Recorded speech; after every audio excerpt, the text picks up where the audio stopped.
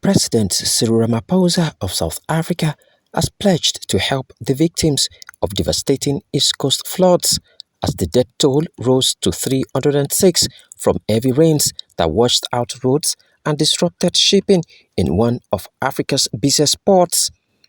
Ramaphosa visited families who had lost loved ones in KwaZulu-Natal province, including a family with 4 children, after floods and mudslides ravaged their homes. The South African president promised to help those who have been badly affected by the heavy rainfall.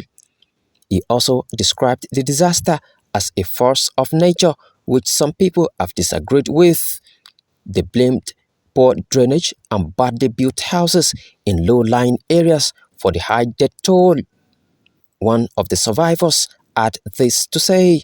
My neighbors, they tried to assist me. It took 2 hours. After 2 hours, I will survive. But unfortunately, my child.